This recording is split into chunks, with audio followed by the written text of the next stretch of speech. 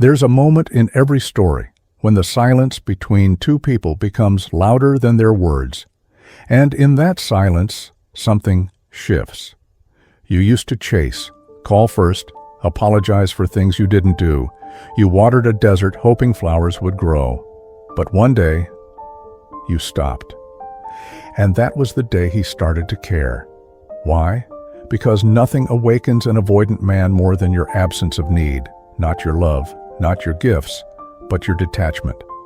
Today I'll share with you 8 reasons why an avoidant man starts to care when you stop caring. But this isn't about playing games. It's about reclaiming your essence, your soul, your center. Stay until the end, because the last reason will change the way you see everything. You remove the mirror he was avoiding. Avoidant men don't run from you. They run from the reflection you cast. Your closeness forces them to confront what they suppress, the fear of intimacy, the childhood wound, the guilt of not knowing how to love deeply. But when you stop caring, you stop being his mirror. The pressure lifts. And suddenly he notices something's missing. Not just your presence, but the part of himself he saw only through your love. You think he didn't care? He did. But caring felt like drowning. And now that you're gone, he starts searching for the reflection he once fled. He finally feels the consequences of emotional distance. Avoidant men rely on your persistence. They need you to hold the rope so they can keep pulling away. But when you let go, they feel the drop. Your absence becomes louder than your presence ever was. They expect your text. It doesn't come. They open old messages, reread your words. They scroll, hoping you've posted something, anything. It's in your silence that they finally hear their own, and what they hear is regret. Mystery returns where certainty used to live. You gave everything, your time, your thoughts, your vulnerability. He never had to guess how you felt, and for an avoidant, that's too much light, too much exposure. But when you stop caring, you stop explaining, stop overgiving. You become unknowable again, and that mystery, it calls to him. Not because he suddenly understands love, but because the predictability is gone. And with that comes curiosity, the beginning of desire. His ego can no longer feed off your suffering. Let's be honest, many avoidant men don't consciously intend to hurt, but your pain confirms their power.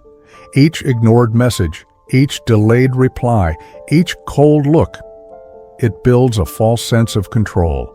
But when you stop caring, there's no more reaction, no more tears, no more begging. And his ego? It starves. Because he's no longer the center of your emotional universe. He's just a man.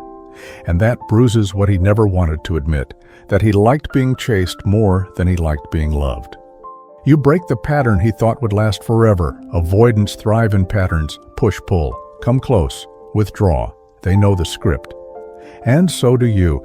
But when you break that rhythm, when you don't chase after the distance, when you don't respond to silence with questions, you become unpredictable. He starts to wonder, why isn't she reacting? Did she find someone else? Did I go too far? And in those questions, he meets the very discomfort he tried to avoid by keeping you at arm's length. Your indifference forces him to see your worth clearly. When you were available, he minimized you. When you cared deeply, he labeled you as too much. But the moment you stop trying to prove your worth, he begins to measure it.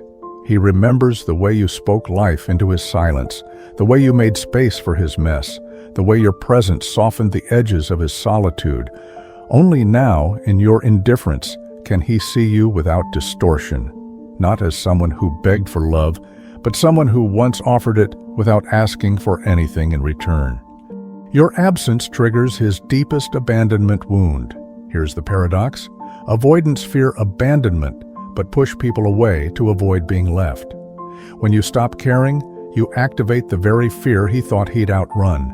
You become the one who walks away first, and suddenly he's no longer in control of the story. He may not chase you immediately. He may not even admit what he feels. But inside, a storm brews. because the one thing he feared, being left, is happening. And for the first time, he realizes what he's truly afraid to lose. You awaken what Jung called the self. Carl Jung spoke of the self as the totality of who we are, both conscious and unconscious. Most avoidant men live in fragments: logic without emotion, connection without commitment, desire without surrender. When you cared too much, he stayed split.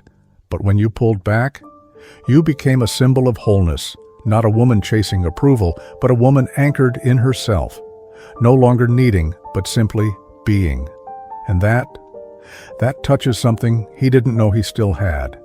His capacity to care, to connect, to return, because it's not your attention that awakens him, it's your self-respect, your stillness, your non-reactivity.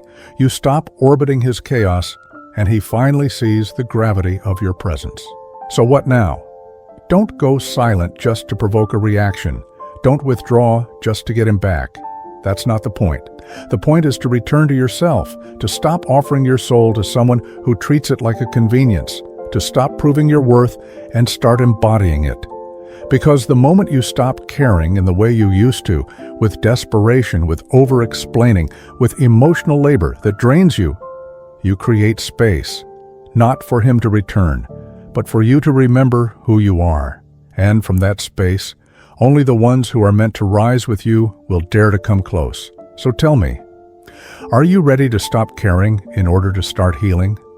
Because when you do, you'll realize it wasn't him you needed to win back. It was always you.